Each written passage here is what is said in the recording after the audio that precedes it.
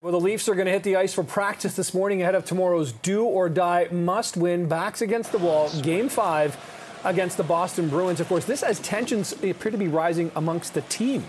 Let's look at the lay of the land for Leafs Nation with host of Power Play on Sirius XM, Steve Cooley. Steve, thanks so much for being here this morning.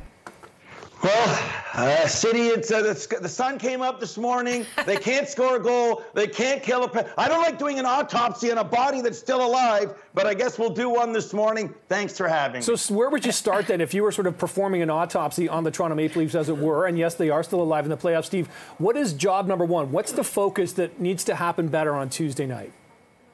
How about score a goal? That would help. This has been one of the best offensive teams in the league under the Matthews administration. They can't score in the playoffs. The power play stinks. They can't kill a penalty. What about that goal the other night when Timothy Liljegren was on the ice, out-muscled by Trent Frederick? Oh, so he doesn't play next game. They were still 21st in the league. There's a lot of issues that are adding up as the dominoes are falling. And they're not in the big four tier of Boston, Florida, Rangers, and Carolina anyway. They're in that middle ground with Tampa Bay.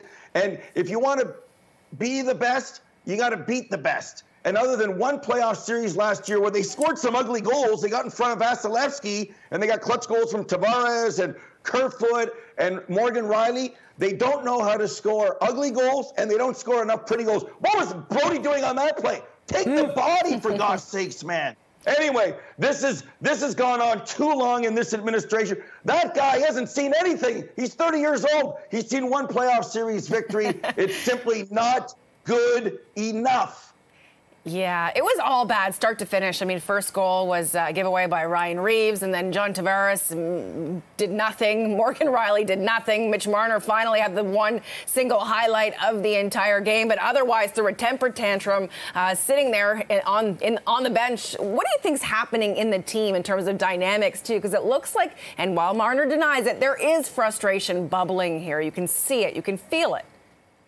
Yeah, Sheldon Keefe downplayed it. The players obviously downplayed it. Mitch was live post-game on Sportsnet, of course. Well, I think at the end of the day is the definition of his insanity is doing the same thing over and over again and hoping for a different result. So unless there's a mini miracle, unless they can do to Boston what Florida did last year, unless there's some type of comeback and a strong showing in the second round, people are going to lose their jobs. And that's probably the right situation. And I'm not saying there's a rift between 34-16 and 88, but Nylander's not dumb. He knows the cameras are there. That was a shot at Mitch basically to play like he did in 2018 or how he played last year. They can downplay it. We've seen it. It's not working. We all get into arguments with coworkers.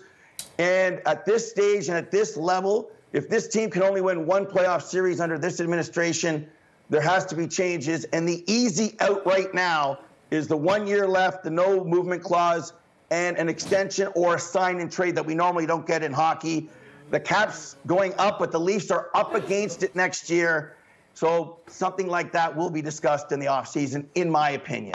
And that offseason could come Tuesday night, it seems. Okay, the host of Power Play on Sirius XM, Steve Cooley. Steve, you're fired up about this. Really appreciate your time this morning. Thanks for joining us. We'll see if the Leafs can at least pull it off, as they say, one win at a time and maybe light that goal lamp a couple times, right?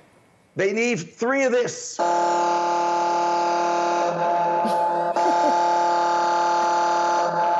It's like he's done TV before. Steve Cooley, ladies and gentlemen. Thanks, Steve. Yeah, amazing. Thank you so much.